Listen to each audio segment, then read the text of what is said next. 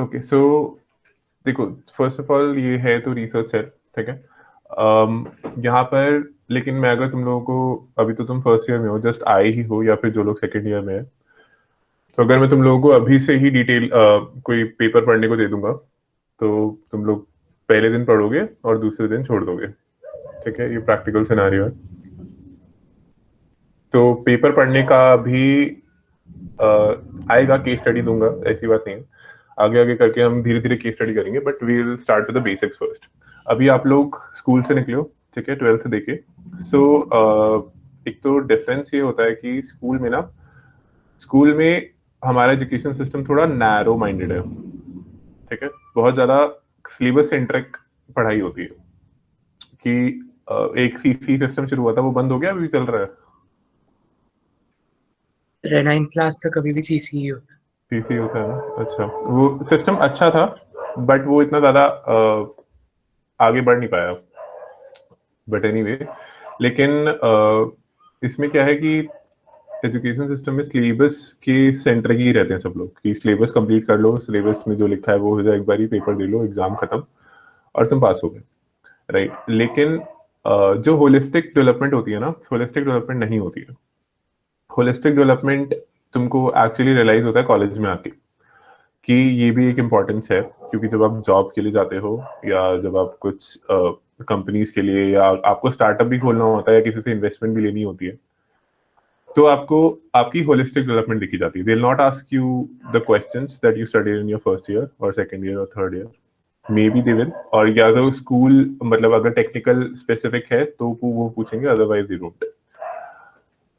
Holistic view यहाँ पर college में पता चलती है, क्योंकि जैसे ही कॉलेज में आते हो ना, तो सब चीज गायब हो जाती है। जैसे जो स्कूल में था कि सिलेबस करना है, सिलेबस करना है, सिलेबस करना है, लेकिन कॉलेज में आके पता ही नहीं करना क्या है, ठीक है। कॉलेज में बच्चे आ जाते हैं बहुत सारे ड्रीम्स होप्स लेके, कि सबसे पहले तो दिमाग में होता है मार्क जकरबर्ग और स्टीव जॉब्स और बिल गेट्स, ठीक है। इससे नीचे तो कोई सोचता नहीं है, सबको फेसबुक बनाना है, ठीक है। बट प्रॉब्लम ये है कि कितना इसमें से कितने लोग कर पाते हैं आगे जाके, ठीक है। और आईपीयू का अगर डेटा देखा जाए पुराने साल का, तो वो बहुत कम है। सो प्रॉब्लम आती क्या है कि अब फर्स्ट ईयर आपका, जैसे आप लोगों का फर्स्ट ईयर है, जिनका सेकंड ईयर है वो लोग थोड़ा सोच पाएंगे। फर्स्ट ईयर में क्या होता है कि फर्स्ट ईयर से आप शुरू होते हो, एंड आपकी पढ़ाई आती है, आप लोग सिंसियर होते हो, आप लोग मेहनत कर रहे होते हो। बट क्योंकि थोड़ी डिफिकल्ट होती है पढ़ाई, आधे लोग मजे में लग जाते हैं, कुछ समझ नहीं आता करना क्या है। तो उससे क्या होता है कि आपका थोड़ा पढ़ाई खराब होने लग जाती है धीरे धीरे। फर्स्ट फर्स्ट सेमेस्टर जाता है, सेकंड सेमेस्टर निकल जाता है, थर्ड सेमेस्टर, फोर्थ सेमेस्टर, ऐसे 6 सेमेस्टर सारे निकल जाएंगे, पता भी नहीं चलेगा। जॉब आ चुकी होंगी, कंपनी आपको हायर करने के लिए आएगी, लेकिन आप लोग डरे होगे क्योंकि आपको कुछ पता ही नहीं है, ठीक है। और ये एक्चुअल सिनेरियो है कि क्या होने वाला है। फर्स्ट ईयर वालों को पहले मैं बता देता हूँ, ये तुम लोग के साथ होने वाला है, ठीक है। और यही कल्चर जो है, ये पिछले 10 साल, 15 साल, 20 साल से चले जा रहा है, ठीक है। और फिर क्वेश्चन उठता है कि हमारा कॉलेज खराब था, मतलब फिर ब्लेम गेम चलता है कि कॉलेज खराब था, या फिर टीचर्स अच्छे नहीं थे, या फिर दुनिया भर के रीजन, हमारे पास फैसिलिटीज इतनी नहीं थी, एक्सेट्रा एक्सेट्रा, ठीक है। लेकिन अगर आप देखोगे आईआईटी के स्टूडेंट्स, अगर आपको लगता है कि आईआईटी बहुत अच्छा कॉलेज है, तो आप आईआईटी के स्टूडेंट्स के साथ अगर अपने आप को कंपैरिजन करोगे, तो आपके में और उसमें सिर्फ एक डिफरेंस होगा, वो होगा करेज का, ठीक है। आप लोगों में एक मैंने देखा है कि मॉरल जो थोड़ा डाउन रहता है, और उनका हाई रहेगा। क्यों? क्योंकि उन लोगों को जो चाहिए था वो उनको मिल गया, और बाकी लोग जो नहीं कर पाए, जो सोच रहे थे कि नहीं होगा, नहीं होगा, या फिर नहीं हुआ, दुखी बैठे हुए हैं कि नहीं हुआ, कोई बात नहीं, आगे कर लेंगे, ठीक है। तो उसमें उनको मैं कहूंगा कि देखो, जो हो गया सो हो गया, right. You are a failure unless and until आप वो जो मिस्टेक आपने की है, आप उसको करेक्ट नहीं कर लेते। जब तक आप उसको करेक्ट नहीं करते, तब तक आप फेलियर हैं, ठीक है। और जैसे ही आपने वो करेक्ट कर ली, भले ही वो एग्जाम नहीं हो, लेकिन आपने अपनी तरफ से 100% दे दिया, आप करेक्ट कर चुके हैं। So now you are not a failure, okay. जब आप एग्जाम्स देते हैं अपने, so how many of you are there कि वो एग्जाम्स को एक्चुअली घर आके चेक करते होंगे? या रीचेक करते होंगे, या हफ्ते में एक बार या महीने में एक बार रीचेक करते होंगे। ठीक है, हाँ अनुज, अरे तुम लोग रेज हैंड कर रहे हो क्या? ओके, नहीं अच्छा, अगर किसी को भी पॉइंट कुछ बोलना हो ना तो वो रेज हैंड कर सकता है, अदरवाइज जस्ट व्हेन आई से रेज हैंड तभी करना। ओके, सो अगर आप लोग ऐसा करते हो तो दैट्स गुड। ठीक है, it is a good attitude to take forward, और ऐसा ही आगे बढ़ना चाहिए। ठीक है, लेकिन अगर आप ऐसा नहीं करते हो तो आप करना शुरू करो, क्योंकि जितना पेंडिंग आपका बचा, आप अभी तक से फेलियर ही रहोगे जिसमें भी आप फेल हुए हो। ठीक है, just get over with it. आप आओ, उसको कर, मिस्टेक को करेक्ट करो, पढ़ो, गलती कहाँ हुई थी, क्या सही होना चाहिए था, क्या सही किया, and then you move on. ये साइंटिफिक तरीका होता है प्रोसीड फॉरवर्ड करने का किसी भी फील्ड में। ठीक है, दैट्स द एक्चुअल वे। अगर हम रिसर्च भी कर रहे होते हैं तो रिसर्च में भी ऐसे ही चलते हैं। रिसर्च में बहुत गलतियां होती है, एक नहीं बहुत गलतियां होती है। 6-6 महीने से लोग बैठे हुए हैं, लेकिन बाद में रिजल्ट फॉल्स आ गया, चल नहीं रहा है, कि ये तो बिल्कुल ही खराब, एक्सपेरिमेंट खराब हो गया। ठीक है, और कोई कोई सिली मिस्टेक थी जो स्टार्टिंग स्टेप में की थी। तो अब या तो हम बैठ जाए कि हमसे कुछ नहीं होगा, छोड़ दे सब चीज, या फिर हम लोग आगे बढ़े। ओके, सो रिसर्च सेल में फर्स्ट ऑफ ऑल मेरा priority with you guys will be to clear your basics. ठीक है, जितना तुम लोगों का बेसिक्स अगर अच्छे से क्लियर हो जाएगा तो well and good. I will just share my screen. ठीक है, अच्छा, जब दिखने लगे तो बताना। विजिबल है ना? हाँ भैया, आप दिख रही है। Okay okay, I just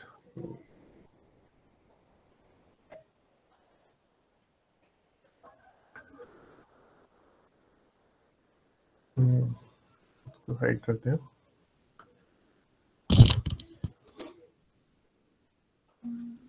okay, सो अच्छा, ऑलराइट, चला है। ठीक है, सो आपके कुछ बेसिक मैं आपको फर्स्ट ऑफ ऑल एक अच्छा, जो मुझे प्रॉब्लम जो हुई थी ना अपने बीटेक में, जो मेजॉरिटी प्रॉब्लम आईपी यूनिवर्सिटी की है, कि या फिर किसी भी college, majority of Indian colleges जो भी हैं, उसमें गाइडेंस प्रॉपर नहीं मिलती है। जब फर्स्ट ईयर में आ जाते हैं तो बस ये होता है कि अच्छा सिलेबस तो पता है, बट ये नहीं पता कि करना क्या है, क्योंकि प्रोमिसेस बहुत ज्यादा होते हैं कि हाँ स्कूल खत्म हो जाएगा, कॉलेजेस में जाएंगे, अपना इंजीनियरिंग शुरू करेंगे फाइनली। आधे लोग सोच के आएंगे आयरन मैन का सूट बनाने के लिए। ठीक है, तो लेकिन स्टार्ट कहाँ से करना है, आगे कैसे बढ़ना है, क्या क्या किस चीज पे फोकस करना है, किस पे नहीं करना, क्योंकि सब्जेक्ट्स तो तुम लोगों के बहुत सारे हैं। ठीक है, और किस किस पे एक बार ही फोकस करोगे, किस पे नहीं करोगे, तो वो कैसे करोगे, इसके लिए एक गाइडेंस जैसे जो मुझे लगी नहीं थी। ठीक है, एंड गाइडेंस नहीं होने की वजह से आगे प्रॉब्लम होती है, काफी ज्यादा प्रॉब्लम होती है आपका फर्स्ट ईयर सेकेंड ईयर, क्योंकि if you don't know way you want to go और what you are doing right now, तो तुम्हारे फर्स्ट थर्ड ईयर्स तो ऐसे ही निकल जाएंगे। ठीक है, एंड फिर आपका शायद जॉब्स आती है, and then you have the fourth year which is basically holiday year कहते हैं। इस टाइम पर आपको रिसर्च करनी चाहिए, बट यूजुअली लोग छुट्टी मारते हैं। सो यहाँ पोजीशन, इस पोजीशन पे पहुंचते हैं जब मेजरली आप लोगों की प्रॉब्लम यहाँ आती है। ठीक है, यहाँ पर तुम्हारा रिजल्ट होता है, क्योंकि आप लोग चलो पास तो हो ही जाओगे। ठीक है, लेकिन पास करके करोगे क्या? राइट, पास करके कोई आपको जॉब देगा या नहीं देगा ये आपको नहीं पता। दूसरी बात, जॉब कहाँ मिलेगी? ठीक है, तो we have like service based and then we have product based. Okay, so जो सर्विस बेस में जाता है, अच्छा जिन लोगों को ये लगता है कि they want to like code, और कोड करके सारा काम हो जाएगा। ठीक है, सिर्फ कोड सीखे, यानी C++ सीख लो, चलो पाइथन सीख लिया, देन तुमने जावास्क्रिप्ट सीख लिया, HTML सीख लिया, CSS सीख लिया, सॉफ्टवेयर इंजीनियरिंग पूरी सीख ली अच्छे से, तुमको पता है प्रोजेक्ट कैसे बनाते हैं, एक्सेट्रा एक्सेट्रा। और if you can end up with a high paying job using these concepts, then you could not be more wrong. ठीक है, ये एक्चुअली आज का मार्केट बहुत आउटडेट हो चुका है, जितने भी कॉन्सेप्ट है. In fact even if I count angular and TypeScript और जो भी तुम्हारे पास जितनी भी तुम लैंग्वेजेस सोच सकते हो, ठीक है, because languages do not matter. Languages do not matter. ठीक है, कोडिंग एंड लैंग्वेज इतना मैटर नहीं करता है. क्यों? क्योंकि आइडिया मैटर करता है, द कंसेप्ट मैटर्स. कि आपने उस language is a tool, right. आपको मैं एक हथौड़ा दे दूं या फिर एन एक्स दे दूं और फिर आपको कहूं कि तो आपको कहूं कि अच्छा, अब आप कहो कि अच्छा मेरे पास तो एक्स है, तो आपको कोई जॉब देगा नहीं, ऑफ कोर्स. ठीक है, लेकिन अगर आप कहो कि मुझे लकड़ी काटना आता है with in help of an axe, तो जरूर आपको कोई ना कोई जॉब देगा. ठीक है, तो कॉन्सेप्ट मैटर करता है. और लोग इसी में यहाँ पे कंफ्यूजन हो जाती है बच्चों के साथ, कि बच्चे जो है वो लैंग्वेजेस में लग जाते हैं because they think everything is in this. यहाँ नहीं है, वो एक्चुअली कॉन्सेप्ट्स में है. और कॉन्सेप्ट कैसे आएगा? कॉन्सेप्ट के लिए कुछ बेसिक सब्जेक्ट्स हैं जो आप लोगों को फोकस करना है. और हाँ, product based service based company जितनी भी होंगी, जितनी भी आपकी इन्फी हो गया, इन्फोसिस, ठीक है, TCS, IBM, I don't know IBM का सर्विस बेस्ड पार्ट, सबका एक प्रोडक्ट बेस्ड भी है. प्रोडक्ट बेस्ड का मतलब होता है कि वो अपना प्रोडक्ट बना रही है, और सर्विस बेस्ड का कि वो एक सर्विस प्रोवाइड कर रही है. For example Microsoft is a product based company. Microsoft क्योंकि प्रोडक्ट बेस्ड है तो वो अपना प्रोडक्ट बनाती है, ऑब्वियसली विंडोज जिसको कहते हैं, और बहुत सारे प्रोडक्ट्स हैं. माइक्रोसॉफ्ट ऑफिस हो गया, माइक्रोसॉफ्ट आउटलुक हो गया, एक्सेट्रा. एंड और गूगल के अपने प्रोडक्ट्स हैं, राइट. Amazon के अपने प्रोडक्ट्स होते हैं. एंड ऐसे करते करते जितने भी अपने अपने प्रोडक्ट्स होते हैं, इनकी भी प्रोडक्ट ब्रांचेस हैं कुछ. इसकी प्रोडक्ट ब्रांच का नाम है एजवर्फ. ये लोग उसमें काम करते हैं, ऑटोमेशन में, आई थिंक सिस्टम ऑटोमेशन में काम करते हैं लोग. और फिर ऐसे आईबीएम का एक है, आईबीएम का है बट मेरे को नाम नहीं याद. इनका प्रोडक्ट बेस है, तो प्रोडक्ट बेस में सैलरी बहुत ज्यादा होती है. ठीक है, दे स्टार्ट विद 18 LPA. ये स्टार्टिंग से शुरू होता है. ठीक है, एंड इनकी positions usually software development engineer होता है, FDE1, FDE2, ऐसे करके. ठीक है, और जो सर्विस बेस, अच्छा ये प्रोडक्ट बेस की बात कर रहा था मैं. जो सर्विस बेस्ड होती है, सर्विस बेस में ये सारी कंपनीज आती है. इनका स्टार्टिंग होता ही 3.25 LPA. ठीक है, और या फिर 4.2 LPA, कहीं किस्मत से अगर लग जाए. यूजुअली 3.25 से कम ही रहता है, 2.16 या 1.3 ऐसे ऐसे करके. तो डिफरेंस क्या है कि सर्विस बेस और प्रोडक्ट बेस में, प्रोडक्ट बेस क्योंकि ये लोग अपना प्रोडक्ट बना रहे हैं, इनका प्रोडक्ट बिक रहा है, तो इनको प्रॉफिट ज्यादा है obviously, right. It's all the game of profit. सिर्फ पैसे का खेल होता है. ठीक है, इनका प्रॉफिट ज्यादा है तो इनके लोगों की सैलरी ज्यादा है. यहाँ पे they actually work for the client. एक क्लाइंट आएगा, क्लाइंट उनको कहेगा कि मुझको ये प्रोजेक्ट बनाना है, तो मैं पैसा इन्वेस्ट करने के लिए तैयार हूँ, आप बस बनवा दीजिए. ठीक है, तो इन लोगों को बस टूल यूज करने वाले लोग चाहिए, जो बस एक्स चलाना जानते हो. ठीक है, they have never done something new. एक एक बंदा जो सिर्फ कुल्हाड़ी चलाना जानता है, और एक बंदा जो एक्चुअली कार्व आउट कर सकता है वुड को इन वेरियस डिजाइन्स, दोनों में बहुत फर्क है. जो कार्व आउट करता है उसको ऑब्वियसली पैसे ज्यादा है उसके, क्योंकि ही इज बीइंग इनोवेटिव. ठीक है, लेकिन जो कुल्हाड़ी चला रहा है उसका काम सिर्फ काटना है, राइट. तो एक्चुअली ये डिफरेंस होता है इन कंपनीज में. ठीक है, तो now it's up to you to decide where you want to go. अगर जिनका मोटिव कंपनीज में जाना है, ठीक है, उसके लिए भी वेर एवर यू गो, कोई भी जो भी आप एम बनाओगे, आपको ये चीजें करनी ही पड़ेंगी. First is data structure, then we have algorithm, then we have next we should go with, I think OS के साथ चलते हैं. ठीक है, operating system, then we have COA, computer organization architecture, then we have digital logic design, और DBMS, database management system जिसको कहते हैं, एंड ये वो इंपॉर्टेंट सब्जेक्ट्स हैं। एक आपके साथ आपके में जैसे बहुत ज्यादा सब्जेक्ट्स होंगे, बहुत सारे सब्जेक्ट्स आप पढ़ रहे होगे, लेकिन आपको पता नहीं है करना कौन सा है, राइट? तो मैं वो इंपॉर्टेंट सब्जेक्ट्स पॉइंट कर रहा हूँ, ठीक है? इंजीनियरिंग मैथमेटिक्स, डिस्क्रीट मैथमेटिक्स, ठीक है? ये वाले सब्जेक्ट्स हैं जिनको आपको मेजरली फोकस करना है इन 4 सालों पर, ठीक है? इसको जाने मत देना, मतलब इन सब्जेक्ट्स को किसी भी हालत में। ये एक्चुअली मुश्किल सब्जेक्ट्स होते हैं और बच्चे इतना स्कोर भी नहीं कर पाते हैं, but these are the main subjects. और अच्छा हाँ, compiler design, theory of computation, ठीक है? और किसी को कुछ चैट में लिखा है क्या? गौरव भैया ने ऐड करे हैं 2 सब्जेक्ट्स। हाँ राइट, ओके। अच्छा, मैं इसमें मैसेजेस अलग से पढ़ नहीं पा रहा हूँ ना, क्योंकि मैंने ओपन मोड खोल रखा है।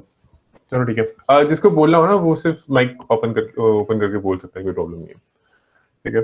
हम लोग start with the concept at in like 6 minutes now, ठीक है? ओके, किसी ने थ्योरी ऑफ कंप्यूटेशन के बारे में सुना है? आई थिंक फर्स्ट ईयर वालों को तो नहीं पता होगा, बट जिन भैया लोग, हाँ हाँ ये सारे सब्जेक्ट हमें पढ़ाए जाएंगे क्या? हाँ बिल्कुल, ये सारे सब्जेक्ट कौन से हमारे पढ़ने 4 हैं? ईयर 4 साल के अंदर सब पढ़ाए जाएंगे, ओके। ठीक है? ये सर तुम्हारा एक्चुअली सिलेबस है, and these are actually the most important subjects जो तुमको किसी भी कंपनी में लैंड अप कर सकते हैं, एंड इनफैक्ट रिसर्च में भी, ठीक है? वेदर इट्स प्रोडक्ट बेस्ड या फिर पीएसयू में जाना है, ठीक है? और आगे रिसर्च करना है तो ये मोस्ट इंपॉर्टेंट है, क्योंकि कोई बैठने नहीं देगा तुमको अगर तुम लोगों को ये सब्जेक्ट नहीं आते होंगे, ओके? और आई थिंक मैं सब्जेक्ट एक भूल गया हूँ, मेरे को ध्यान नहीं आ रहा वो। हाँ, म्यूट अनम्यूट करके बोल दो यार, मैं मैसेज पढ़ नहीं पाऊंगा। System design. सिस्टम डिजाइन, अच्छा यहाँ पे वो भी है क्या? हाँ भैया, इसी वाले भी है। ईसी वाले भी है ना? ओके, उनके लिए अलग हो गया, ठीक है? अभी हम लोग एल्गोरिथम पे फोकस करेंगे। अभी right now I am talking about CS perspective, okay?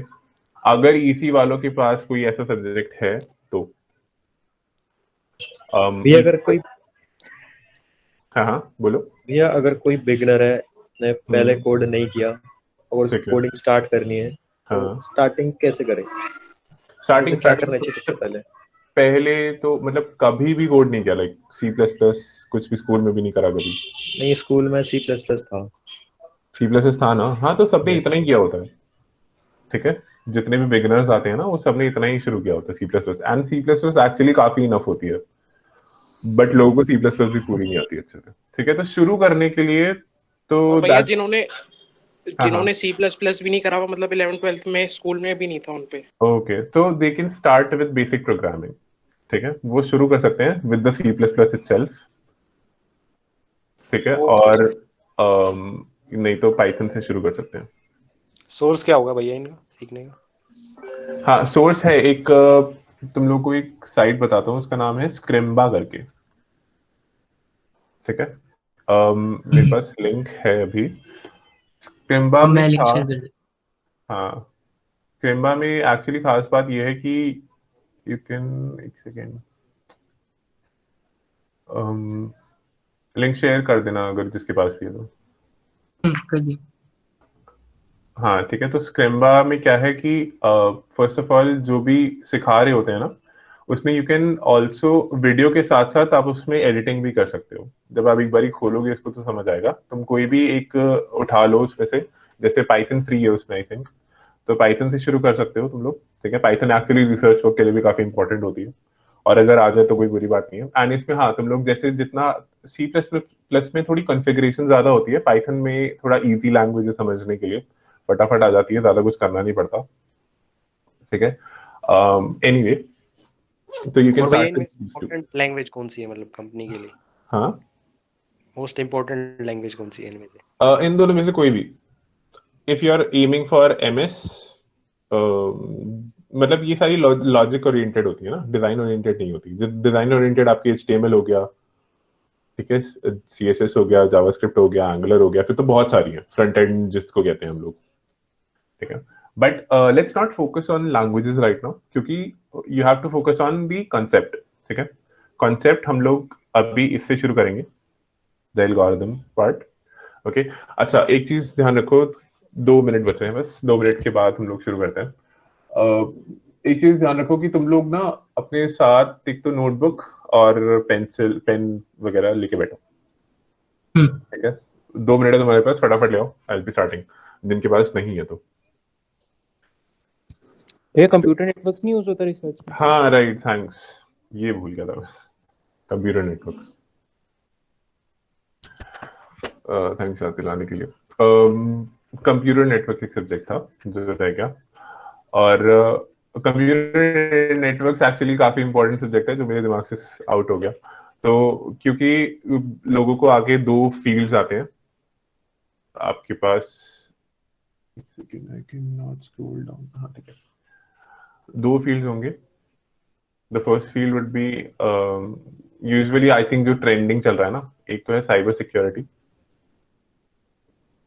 और दूसरा है ये machine learning, deep learning, whatever, ठीक है? तो यहाँ पर एक्चुअली भीड़ कम है काफी, ठीक है, लेकिन इसकी जरूरत बहुत ज्यादा है।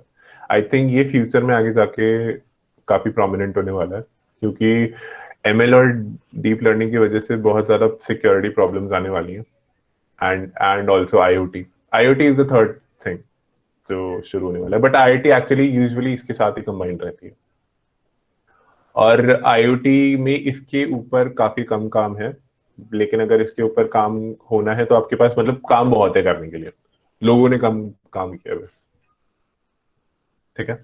सो एक ये है।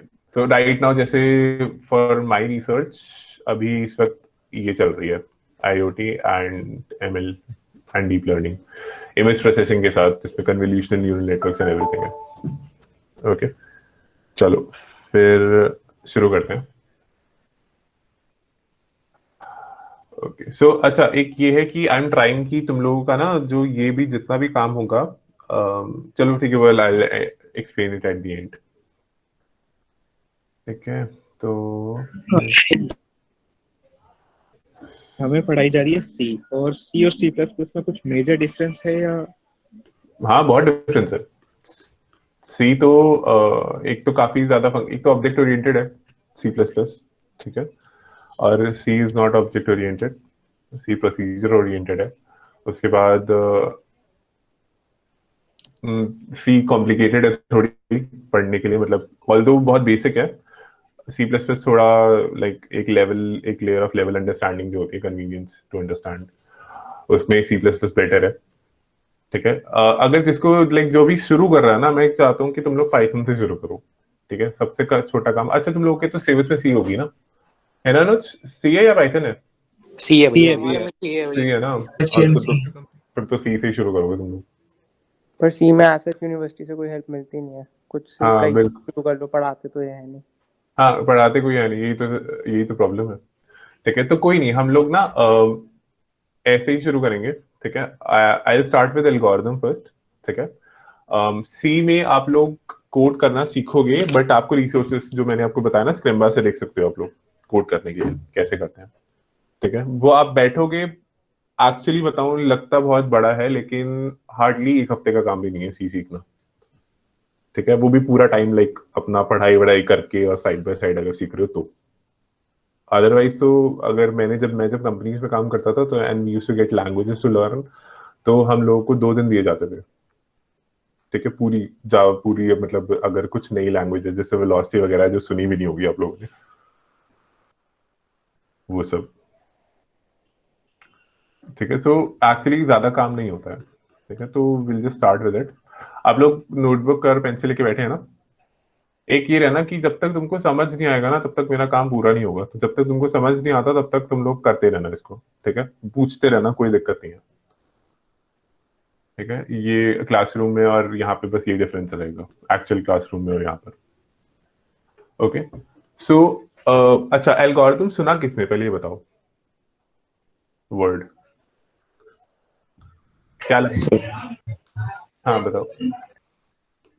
Sir, way to solve any question, an idea to solve a question. Idea to solve a question, अच्छा It is a given set of instructions. Given set of instructions, ठीक है, जैसे कोई एग्जांपल दे दो। एक मिनट भैया, जैसे हमें कुकिंग करनी होती है, अगर जैसे हमें चाय हाँ बनानी होती है, हाँ अगर हम जैसे अगर प्रोग्राम हमें लिखना है उसके लिए, तो हमें पहले ऐसे लिखना होगा कि पहले पानी में चाय पत्ती डालो, उसको जब तक उबलने दो, फिर उसमें दूध डालो, फिर ठीक, उसमें चीनी डालो, ऐसे। ठीक है, वेरी गुड। एक्चुअली एल्गोरिदम भी यही होता है एक्चुअली, सीक्वेंस ऑफ स्टेप्स होते हैं। ठीक है, कोई चीज करने के लिए किसी भी चीज को, जैसे किसी ने कहा ना कि अपना सेट ऑफ इंस्ट्रक्शंस, ठीक है, set of instructions to do what, to achieve या फिर टू सॉल्व अ प्रॉब्लम। आप लोग चाय बनाते हैं, चाय बनाने में स्टार्टिंग में आप लोगों ने क्या किया कि सबसे पहले आपने एक बर्तन लिया, ठीक है, उसके अंदर पानी डाला। सेकंड स्टेप, फर्स्ट स्टेप बर्तन लो, दूसरा स्टेप पानी डालो, तीसरा स्टेप उसको को स्टोव पे रखो। हर छोटी छोटी चीज जो है वो आपको पता होनी चाहिए। मतलब कंप्यूटर जो है, कंप्यूटर इंसान की तरह नहीं होता। इंसान क्या होता है कि इंसान को मोस्ट ऑफ द चीजें अंदर ही पता होती है, सबकॉन्शियसली हमारे दिमाग में फीडेड होती है। क्यों? बचपन से देखते आ रहे हैं इसलिए, ठीक है। लेकिन कंप्यूटर को कुछ आइडिया नहीं होता, कंप्यूटर को हर चीज बतानी पड़ती है। ठीक है, आपको बर्तन भी लेना पड़ेगा, आपको गैस स्टोव जलाना पड़ेगा, आपको पानी डालना पड़ेगा, फिर उसमें चाय पत्ती कितनी डालनी है वो भी देखना पड़ेगा। ठीक है, उसके बाद हम लोग तो वेगली कह देते हैं राइट, पानी लो चाय पत्ती डालो और हो गया, बट कितनी डालनी है वो भी देखना पड़ेगा। उसके बाद उसको गर्म कितनी देर तक करना है, ठीक है, गर्म करना है कि नहीं करना वो भी देखना पड़ेगा। फिर ऐसे करते करते एक सीक्वेंस ऑफ स्टेप्स क्रिएट हो जाते हैं, right. Sequence of steps create हो जाते हैं जो लास्ट में हो जाएगा कि आपका टी रेडी हो गई, ठीक है। लेकिन उसमें क्या होता है, सीक्वेंस ऑफ स्टेप्स जिसमें आखिर में कुछ बन रहा है, कुछ आउटपुट आ रहा है, देयर इज एन आउटपुट, ठीक है, देयर इज अ सोल्यूशन। क्योंकि अगर सोल्यूशन नहीं है मतलब तो फिर कर क्यों रहे हो, उसका कोई पॉइंट नहीं है, और उसको हम एल्गोरिदम भी नहीं कहते हैं। ठीक है, तो it has to have a solution. अगर सोल्यूशन नहीं है तो फिर बस वही है, भाग रहे हैं पता नहीं क्यों, बस भाग रहे हैं, कहीं पहुंचना नहीं है। ओके, तो हमेशा एक, तो अगर मैं इसको और थोड़ा लाइक लैंग्वेज में लिखूं, इंग्लिश में लिखूं ठीक से, तो it's a combination of sequence of finite steps to solve a problem. Okay, इसमें जो वर्ड्स मैंने हाईलाइट कर रखे हैं ऑलरेडी, तो first is combination, it has to be a combination of steps. ठीक है, आप ऐसा नहीं कर सकते कि कॉम्बिनेशन भी नहीं, या एक लाइन में कभी एल्गोरिदम नहीं लिख सकते। ठीक है, अगर बहुत छोटी एल्गोरिदम होता है, यूजुअली एक लाइन में कोई एल्गोरिदम लिख पाएगा। दूसरा ये होता है कि सीक्वेंस होना चाहिए, मतलब कॉम्बिनेशन एंड सीक्वेंस होना चाहिए। You need to know the sequence.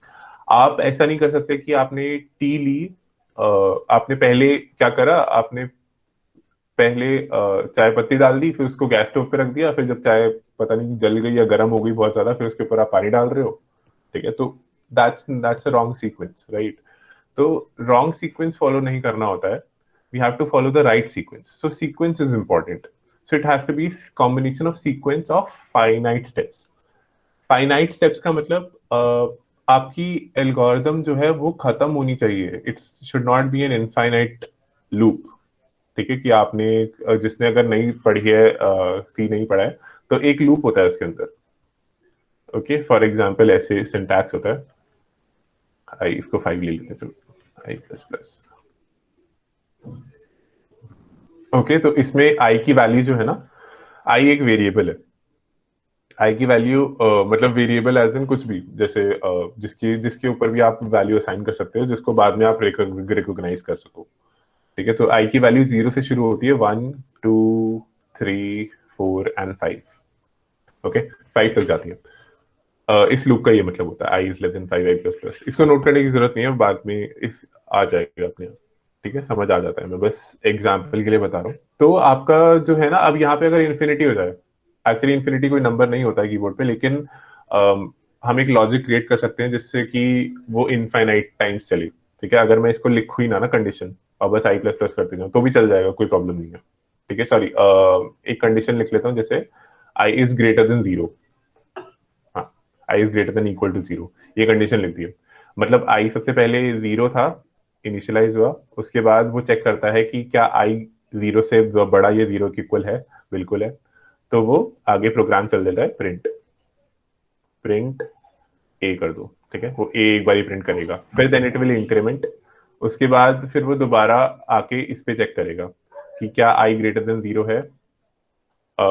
Obviously होगा क्योंकि इंक्रीमेंट का मतलब प्लस हो जाना, एक स्टेप आगे, 0 से 1 हो गया, ठीक है। अगर 1 हो जाएगा, आई की वैल्यू 1 हो जाएगी, अगर फिर वो चेक करेगा क्या वो 0 से बड़ा है या 1, हाँ बिल्कुल 0 से 1 बड़ा है, उसके बाद ये एक और बार प्रिंट कर देगा, फिर 2 I2 हो जाएगा, फिर चेक करेगा क्या वो 0 से बड़ा है, हाँ है, फिर एक और प्रिंट कर देगा, एंड सो ऑन, ऐसे करते करते आपका जो है, लेकिन ये कभी खत्म नहीं होगा क्योंकि हर बार केस में देखोगे तो वो 0 से बड़ा ही रहेगा number, right, even if it's 9999 वो 0 से बड़ा है, तो ये एक इनफाइनाइट लूप हो गया, यानी ए जो है वो प्रिंट होने लगेगा कंटिन्यूअसली और वो रुकेगा ही नहीं कभी, ठीक है। So this is not an algorithm. अगर आपकी एल्गोरिथम एक इनफाइनाइट लूप में स्टक हो जाती है, इसको इनफाइनाइट लूप बोलते हैं, अगर इनफाइनाइट लूप पे स्टक हो जाती है तो this is not an algorithm, okay. For example you can just write this, ठीक है, इसको देखो, take 2 numbers A and B. अच्छा, एल्गोरिथम में you don't have to write, C का सिंटैक्स जरूरत नहीं होती, पाइथन का सिंटैक्स, किसी भी लैंग्वेज की सिंटैक्स की जरूरत नहीं होती, you can just right simple plain English, वो भी एल्गोरिथम होती है, ठीक है। लोगों को बस कोड कर करके इतनी आदत हो जाती है कि वो लिखना ही मतलब अब लैंग्वेज में लिखने लग जाते हैं, वाइल लगा देंगे, ठीक है, यूजुअली वाइल भी नहीं लगता है उसमें, ओके, उसमें सीधा लिखना होता है कि go to step 3 until this is not done, तो वो लूप ऐसे हो जाएगा। So you can write this example, take 2 numbers, add a and b and store in C, और फिर बाद में print C. It is finite, it is a combination, it is a sequence of step, ठीक है, sequence है क्योंकि पहले ही add नहीं कर रहा हूँ, मतलब बिना नंबर लिए तुम उसको ऐड कर दो, राइट, इट्स गार्बेज, ओके, और फिर स्टोर कर दो सी में, तो वो तो गार्बेज हो जाएगा, उसको कोई पॉइंट नहीं, या फिर पहले ही प्रिंट कर दिया और फिर 2 नंबर ले रहे हैं फिर ऐड कर रहे हैं, इसका भी कोई पॉइंट नहीं है। So it has to be a combination of sequence of finite steps to solve a problem. Okay. All right. Properties I think मैंने cover ही कर दी थी। पहला तो ये कि it should लिख सकते हो आप लोग नहीं, साथ साथ लिखते जाना नीचे। और properties में होता है कि first is it should terminate after a finite time. अगर आपको लग रहा है कि मैं थोड़ा fast जा रहा हूँ ना, तो रोक देना, ठीक है। Okay. So it should terminate after a finite time. Hold on. ये बता दिया था कि इसको टर्मिनेट होना पड़ेगा, infinite loop is not an algorithm. It should produce at least 1 output, at least कम से कम एक आउटपुट आना ही चाहिए। इट शुड टेक 0 और मोर इनपुट्स। 0 इनपुट मतलब ऑब्वियसली क्योंकि कुछ एल्गोरिथम्स, कुछ मतलब प्रोग्राम्स में इनपुट देने की जरूरत नहीं होती, प्री फीडेड डेटा होता है, कुछ प्रोग्राम्स में इनपुट देने की जरूरत होती है, ओके।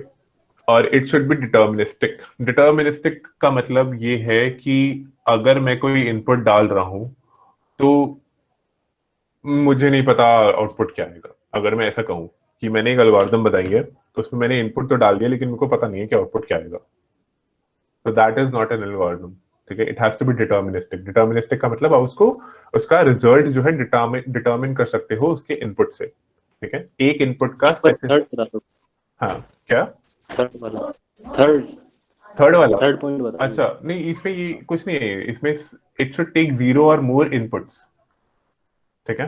प्रॉपर्टीज ऑफ एल्गोरिथम है कि उसमें आप इनपुट डाल भी सकते हो, नहीं भी डाल सकते। कुछ जैसे प्रोग्राम्स होते हैं जिसमें ऑलरेडी वैल्यू ले रखी है, ठीक है, i = 5 पहले डिफाइन कर दिया ऊपर, तो मुझे इनपुट लेने की जरूरत नहीं है। कुछ में क्या होता है, कुछ में हम लोग लिखेंगे c in i, ठीक है, तो ये सी मतलब ये C++ का ना इनपुट वाला ऑपरेटर है, ये ऑपरेटर है और ये इसका फंक्शन, ठीक है, वो सॉरी कीवर्ड है not function.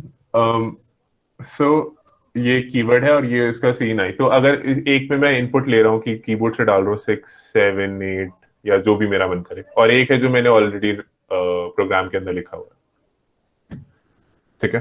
So it should take 0 और मोर इनपुट्स। समझ आ गया ना? कुछ कंफ्यूजन है स्पेसिफिकली तो पूछ लो। आ गया भैया। ओके चलो ठीक है। उसके बाद यही होगा ना।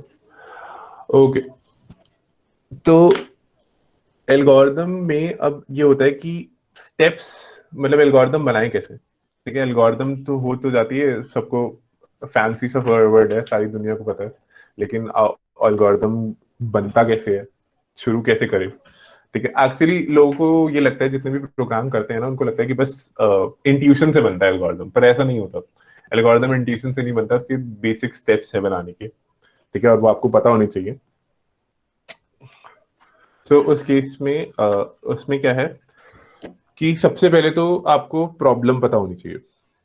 Okay, problem definition. Problem definition यानी कि आपकी प्रॉब्लम है क्या, आप क्या सॉल्व करना चाहते हो, ठीक है। So you need to be very clear about the question.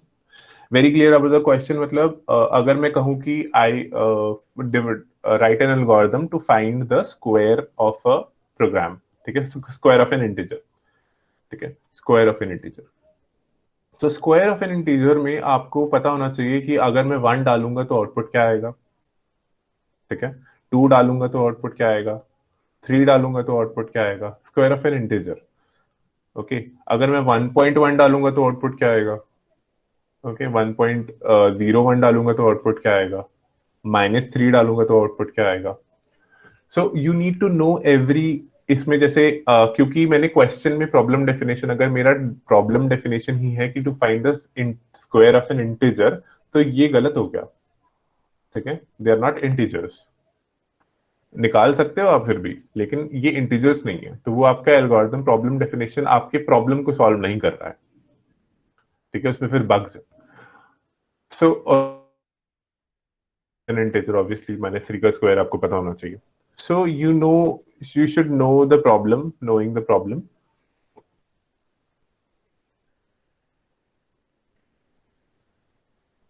knowing the problem clearly. For every input you should know the output. For every input you should know the output. Okay, अब उसके बाद है design algorithm, ठीक है। अब आपने मतलब आपकी प्रॉब्लम क्लियर हो गई है कि अच्छा मुझे ये करना है, या फिर कोई भी problem, it can be basic से लेके कितनी भी बड़ी प्रॉब्लम हो सकती है, जितनी बड़ी प्रॉब्लम उतना बड़ा एल्गोरिथम बनेगा उसका, ठीक है। तो जैसे एल्गोरिथम्स हैं कुछ, शॉर्टेस्ट पाथ एल्गोरिथम, डाइक्स्ट्रा एल्गोरिथम कहते हैं उसको, ठीक है। वो बाद में आएंगे, अभी हम जैसे गूगल मैप्स आपका कैसे काम करता है कि आपको दिल्ली से मेरठ जाना है, तो वो शॉर्टेस्ट पाथ कैसे निकाल लेता है अपने आप, राइट। वो उन सब की एल्गोरिथम्स होती हैं, और वो भी छोटे टाइम में, लिमिटेड टाइम में। तो उसके बाद आता है डिजाइन एल्गोरिथम। डिजाइन एल्गोरिथम में आपको एल्गोरिथम बनानी है। अब बनाने के लिए पता है आपको कुछ करने की जरूरत नहीं है। लोग बहुत दिमाग लगाते हैं कि क्या करना चाहिए, लेकिन ऑलरेडी हमको क्या करना होता है कि you have to just select the suitable algorithm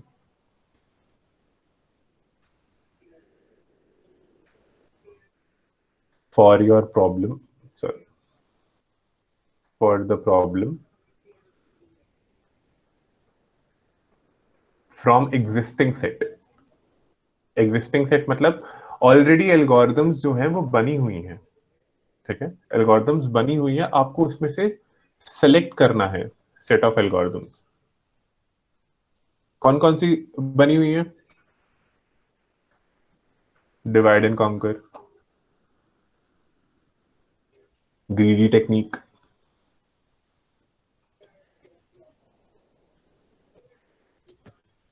dynamic programming,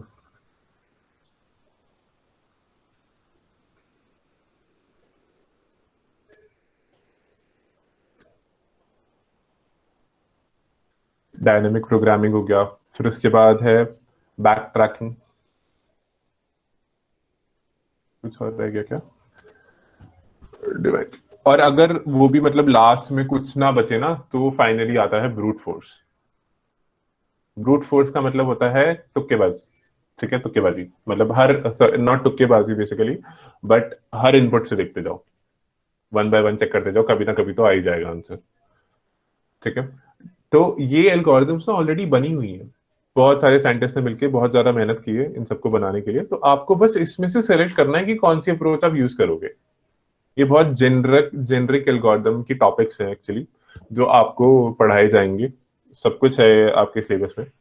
ठीक है, तो आप यू कैन स्टार्ट, जैसे डिवाइड एंड कॉन्कर हो गया, ग्रीडी टेक्निक हो गई। ग्रीडी टेक्निक मतलब एक्चुअली ग्रीडी लालची से ही है वर्ड वो, कि आपको जो फटाफट आउटपुट मिलता है, उस जो जिससे फटाफट आउटपुट मिलता है बस वही देखेंगे और दूसरे नहीं देखेंगे। डिवाइड एंड कॉन्कर में होता है कि आप अपना काम को आधा करते जाओ। मतलब जैसे आपके पास एक पूरा काम दिया हुआ है किसी ने, ठीक है, तो आप क्या करोगे, उसको आधा कर दो, आधा काम अलग से आधा काम अलग करो, फिर आधा काम को क्या करो, दोबारा आधा कर दो, और ऐसे करते करते बहुत सारे काम हो जाएंगे छोटे छोटे।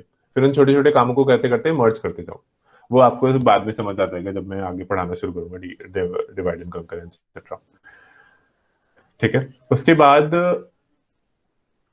Okay, so after you are done with this will start the next is कि डिजाइन एल्गोरिथम हो गया। The next is that you will test.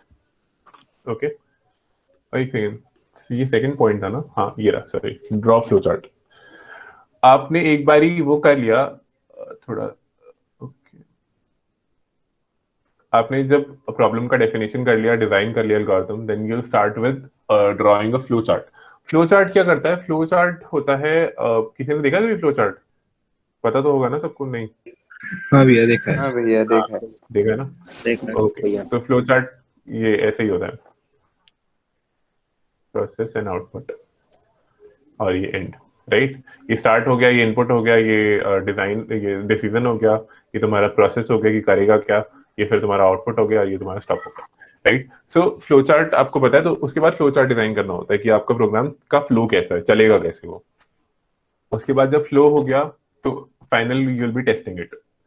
ठीक है, टेस्टिंग इट में तुम लोग सॉफ्टवेयर इंजीनियरिंग पढ़ोगे ना, तो टेस्टिंग एक बहुत बड़ा यूनिट है पढ़ने के लिए। ठीक है, तो तुम लोग उसमें भी काफी ज्यादा पढ़ोगे, बट बेसिकली तुमको टेस्ट केसेस होते हैं। टेस्ट केसेस क्योंकि तुमने एल्गोरिथम तो बना लिया, तुमको पता कैसे चलेगा कि वो चल रही है कि नहीं चल रही सही। ठीक है, तो तुम लोग टेस्ट केसेस पे करोगे, राइट? और टेस्ट केसेस कौन से लोगे? टेस्ट केसेस भी थोड़े बाउंड्री वाले लोगे कि अगर मतलब मेरे एल्गोरिथम में या मेरे प्रोग्राम में लिखा हुआ है कि जो भी जो इंटीजर्स होंगे that has to be greater than 100। ठीक है, 100 से नीचे नहीं हो सकते, तो मैं एक तो 100 से नीचे की वैल्यू पे टेस्ट कर लूंगा, 98 मान लो। ठीक है, एक मैं 100 पे टेस्ट कर लूंगा, एक मैं 105 पे टेस्ट कर लूंगा। ठीक है, 98 पे नहीं चलना चाहिए, 100 पे नहीं चलना चाहिए, 100 पे 105 पे चल जाएगा, क्योंकि this is not equal to sign. ठीक है, ये greater. Okay, so we have testing and then we have implementation. Okay, testing में all tests execute होते हैं। ठीक है, उसके बाद implementation में now you come to the language। ठीक है, use the best programming language। यहाँ पे आता है, that's the 5th step जिसको आप एक्चुअली अपने इंजीनियरिंग का बेस बना के चलते हो। ठीक है, बट वो एक्चुअली बेस है नहीं, it's just only one step of what you are doing. ठीक है, तो use the best programming language implementation के टाइम। उसमें आपकी मर्जी है, it depends on completely on you, आपको जो यूज करना है आप यूज करो, क्योंकि आज की डेट में मेमोरी की कोई कमी नहीं है, प्रोसेसिंग स्पीड की कोई कमी नहीं है, सारी लैंग्वेजेस बहुत अच्छी चलती हैं। ठीक है, तो it completely depends on you, which one you want to use, which one you don't want to use, जो भी कन्वीनियंस के हिसाब से आपको जो चाहिए वो। Now the 6th part is the analysis। आपने एक बार डेवलप कर लिया, आपने उसको इम्प्लीमेंट कर दिया। ठीक है, तो उसके बाद क्या करोगे? आप एनालाइज करोगे अपनी एल्गोरिथम कि आपकी एल्गोरिथम कितना टाइम लेती है। ठीक है, तो इसके अंदर दो चीजें आती हैं, टाइम भी आता है, one is called time complexity and the second one is called space complexity. ठीक है, किसी को क्वेश्चन है क्या कोई? Okay. Anyway, so first is time complexity। Time complexity मतलब आपका प्रोग्राम कितना टाइम लेता है। नैनो सेकेंड्स में टाइम ले रहा है, सेकेंड्स में टाइम ले रहा है, माइक्रो सेकेंड्स में टाइम ले रहा है, कैसे पता करोगे? उसके बाद आती है स्पेस कॉम्प्लेक्सिटी कि स्पेस भी कितना, मतलब मेमोरी कितनी है, बाइट्स बिट्स में मेमोरी है, बाइट्स में है, किलोबाइट्स में है, मेगाबाइट्स में है, राइट, जीबी में है। बट ये तो चलो आपको समझाने के लिए बता दिया, बट वो एक्चुअली इन टर्म्स ऑफ ये नहीं होता। ये काफी एग्जैक्ट डेटा है कि मतलब किलोबाइट्स हो गया, मेगाबाइट्स हो गया, या नैनो सेकेंड्स हो गया, सेकेंड्स हो गया। वो टाइम कॉम्प्लेक्सिटी और स्पेस कॉम्प्लेक्सिटी मैटर इनपुट पे करता है। जैसे अगर मेरा इनपुट है कि मेरे पास n केसेस, टेस्ट केसेस में n ले रहा हूँ, ठीक है, तो उसके बेसिस पर उसमें फिर आएगा कि अगर मेरे n इनपुट्स हैं या मेरे अगर 5 इनपुट है और जो उसको टाइम लग रहा है वो लग रहा है n स्क्वायर, मतलब 25 5 गुना ज्यादा उससे, तो मेरा टाइम कॉम्प्लेक्सिटी 1 स्क्वायर हो गया। वो अभी हम आगे बढ़ते हैं, बस अभी के लिए you just write this time complexity and space complexity, ठीक है। आई थिंक इसके आगे कुछ नहीं होगा, हम लोग यहाँ चलते हैं। ओके, नाउ प्रोग्राम जो होता है ना, प्रोग्राम जो होता है, program is stored in the hard disk, ठीक है, लेकिन वो रन होता है मेन मेमोरी में। सीपीयू के अंदर दो चीजें होती है ना, एक तो हार्ड डिस्क होती है जो आपकी 1 TB जाती है, अब तो एसएसडीज आ गई हैं, वो आपकी 256 है, उससे ऊपर भी आती होंगी, अब तो 512 भी आती है, हाँ देखती हैं, पर काफी महंगा हो जाता है लैपटॉप फिर। उसके बाद एक second, disconnected with the charge है ना, हाँ ओके। उसके बाद तो जो प्रोग्राम होता है वो आपका हार्ड डिस्क में स्टोर होता है, बट वो रन जो है वो मेन मेमोरी में करेगा। मेन मेमोरी एज इन आपकी रैम, ठीक है। हार्ड डिस्क मतलब आपका नॉट रॉम पर से, बट क्योंकि रॉम भी चेंज रीड ओनली मेमोरी नहीं है वो, बट इसको हार्ड डिस्क ही बोलते हैं, ठीक है। और लेकिन रन जो करेगा वो आपका मेन मेमोरी में करेगा। CPU takes instruction from the main memory. CPU जो होता है आपका वो इंस्ट्रक्शंस लेगा मेन मेमोरी से, ठीक है। और क्योंकि आपका जो भी चीज होती है ना वो सब मेन मेमोरी के ऊपर ही होता है। अगर if something is running on your computer, if you are actually something is running on your monitor, कुछ दिख रहा है तो वो सब मेन मेमोरी में रन हो रहा है, हार्ड डिस्क में कुछ रन नहीं हो रहा है, ठीक है। तो CPU takes instructions from the main memory. Main memory में क्योंकि आपकी जैसा प्रोग्राम है वो, अगर आपकी ये मेमोरी है, ऐसे आपने मेमोरी ग्रीड कर रखी है, सो मेन मेमोरी में अगर प्रोग्राम चल रहा है कोई आपका C++ का, तो वो इंस्ट्रक्शंस लेगा। It may also take them from hard disk, but processing will be slow. तरीका है, अभी हम डिस्कस नहीं करेंगे उसमें, you can just write it down. It may also take from hard disk से भी ले सकता है, बस उसको कंसेप्ट को पेजिंग कहते हैं, वो हम ऑपरेटिंग सिस्टम में पढ़ेंगे, ठीक है। लेकिन इसमें क्या होगा, the processing will be slow, ठीक है। अब राइट, तो कंप्यूटर के पास दो रिसोर्सेज यूज होते हैं, एक तो सीपीयू, प्रोसेसिंग टाइम जो होता है आपका, माइक्रो प्रोसेसर्स जो उसके अंदर होते हैं, जो सीपीयू टाइम लेता है उसको कहते हैं टाइम कॉम्प्लेक्सिटी। एंड जो मेन मेमोरी यूज अप होती है वो होता है स्पेस कॉम्प्लेक्सिटी। मेन मेमोरी मतलब रैम आपकी, ठीक है। Okay, so I am just changing the slide. सब कोई प्रॉब्लम तो नहीं है ना, नोट वगैरह कर लिया ना सबने? कर लिया भैया। ओके ओके, कर दिया। ठीक है। So can go on to the next one, right. हम लोग एक्चुअली अब जो डिस्कशन होगी ना वो सिर्फ space complexity and time complexity पर ही होगी, क्योंकि यहाँ पे कुछ लोग और वैसे भी हैं जिनको चीजें नहीं पता थी, फर्स्ट टाइम बैठे हैं यहाँ पर, तो उनके लिए इसलिए मेरे को थोड़ा बेसिक लेवल से शुरू करना पड़ा, but it's okay, it should always start from scratch. Okay, how much time do we have? I think we have 3 minutes left, right? चलो ठीक है, इतना एक थोड़ा सा समझा सकते हैं इसमें, ठीक है। तो if your problem is having more than one solution, best one will be decided by the analysis based on 2 factors. कौन से 2 फैक्टर हैं? Space complexity and time complexity. Very good. Space complexity का मतलब मेन मेमोरी।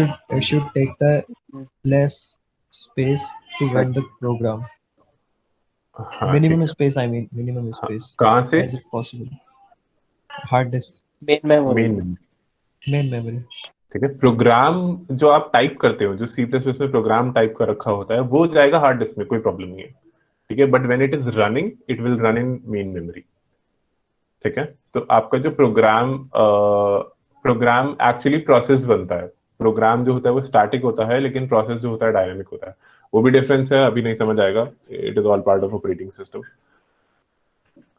ठीक है। Second is आपका time complexity. ठीक है, अभी जितना नेसेसरी है बस उतना करते रहो, धीरे धीरे ना अपने आप कहानी बनने लगेगी, आपको अपने आप समझ आने लगेगा। That is CPU time. Okay, CPU में जितना टाइम उस हिसाब से। ओके, सो अब ये होता है कि how to find time complexity. एक second, I'll just reply back. मेरी भी पता है एक और मीटिंग है अभी, बट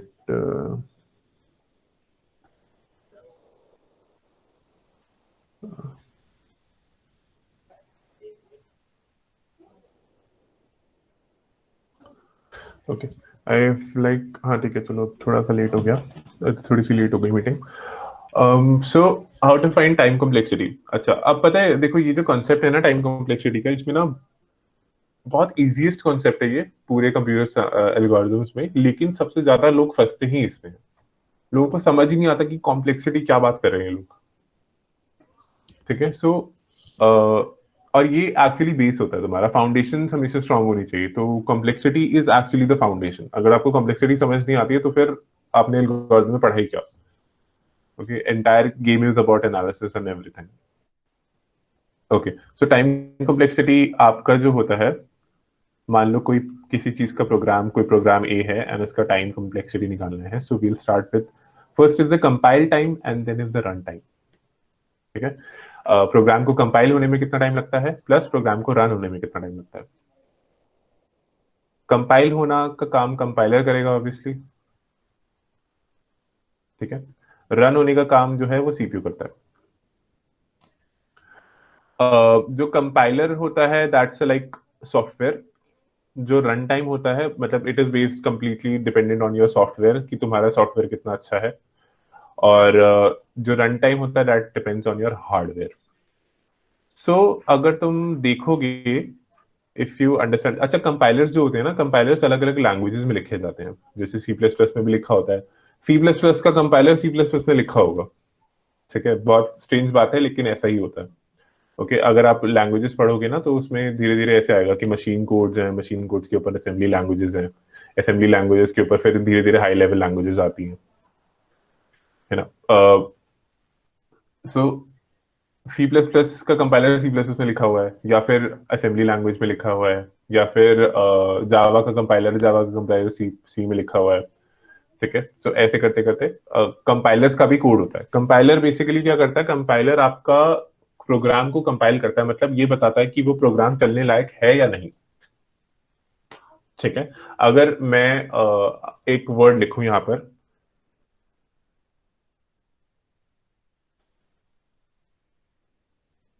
इसका मतलब बताओ। कोई मतलब ही नहीं। एग्जैक्टली ठीक है, क्यों? क्योंकि आपके दिमाग के कंपाइलर ने इसको रिजेक्ट कर दिया। ठीक है, सिंटैक्स, ये सिंटैक्स, इसको सिमेंटिक एरर बोलते हैं, जो अभी मैंने बोला आपको। इट्स अ सिमेंटिक एरर, मतलब सिमेंटिक का मतलब नहीं निकल रहा है इसका कुछ। सिंटैक्स सही है, क्यों? क्योंकि बी वर्ड एक लेटर है, एक्स एक लेटर है, वाई एक लेटर है, एक्स एक लेटर है, कोई दिक्कत नहीं है उसमें। इट्स एन इंग्लिश लैंग्वेज, आपकी कंपाइलर ने ठीक रखा है, लेकिन सिमेंटिक में प्रॉब्लम हो गई, इसका कोई मीनिंग। अच्छा, एक्चुअली ना रन टाइम एरर है, it's not a compile time error, क्योंकि सिमेंटिक में प्रॉब्लम है। तो जब आपने इसको पढ़ा, आपने मतलब निकालने की कोशिश करी, तो प्रोग्राम फेल हो गया, समझ नहीं आया कि क्या है ये। लेकिन अगर मैं ये लिखूं,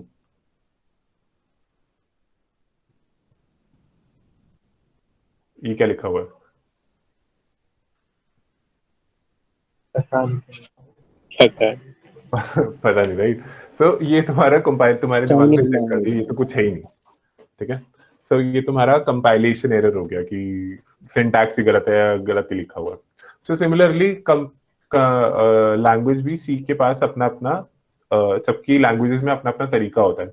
अगर मैं लिखूं वाइल, एक वाइल लूप बनाया मैंने, वाइल पे अंदर कोई कंडीशन डाली हुई है, तो ये वो रीड कर लेगा, कोई दिक्कत नहीं है। ठीक है, लेकिन अगर मैं लिखूं ये विल, तो वो कहेगा कि यार ये क्या लिखा है। ठीक है, इसका तो कोई होता ही नहीं, हम रीड भी नहीं कर सकते इसको। ओके, वो थोड़ा उसमें कंफ्यूज मत होना ऊपर वाले में, क्योंकि हमारा ब्रेन और कंपाइलर दो अलग चीजें होती है। ओके वो सिर्फ एग्जांपल्स है समझाने के लिए। हम्म, एनीवे सो इसमें अगर आप देखोगे तो I'll just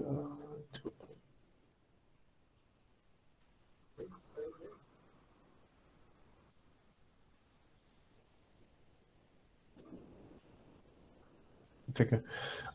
सो कंपाइलर हो गया आपका सॉफ्टवेयर पार्ट, ठीक है। और सॉफ्टवेयर का मतलब तो मैं डिपेंडेंसी बता रहा हूँ, ठीक है। कंपाइलेशन टाइम, ये कंपाइलेशन टाइम है, ये रन टाइम था। कंपाइलेशन टाइम जो कंपाइलर करता है, कंपाइलर जो सॉफ्टवेयर, सॉफ्टवेयर जो डिपेंड करता है, सॉफ्टवेयर एक्चुअली होता है लैंग्वेज पर बेस्ड, ठीक है। तो कंपाइलर की लैंग्वेज क्या है आपकी, कंपाइलर की लैंग्वेज पे डिपेंड करेगा कि आपका कंपाइलेशन टाइम कितना है। और रन टाइम जो होगा that will depend on the type of your hardware, ठीक है। जो आपकी प्रोसेसिंग स्पीड कितनी है, जिसके लिए हम प्रोसेसर कहते हैं कि हमारा सिस्टम अटक रहा है बहुत ज्यादा, तो वो प्रोसेसिंग स्पीड पे डिपेंड करता है। Okay that's called run time. Okay so language of compilers, ठीक है। लैंग्वेज ऑफ कंपाइलर स्पीड हो गया। अब इस पे आते हैं, a posteriori analysis and a priori analysis. I think इतना काफी है, राइट। आज के लिए थोड़ा टाइम गैप है, बट हाँ हो जाएगा, 2 मिनट तो। ओके, a posteriori analysis और a priori analysis क्या होता है, ठीक है। सो इसमें पहले तो नाम ही अजीब है, समझ नहीं आ रहा क्या नाम है, लेकिन उसके नीचे कुछ लिखा होगा, राइट। देखो, रिलेटिव एंड एब्सोल्यूट, ठीक है। तो इसमें अगर आप देखोगे तो it is dependent on the, इसमें मैं लिखता जाता हूं,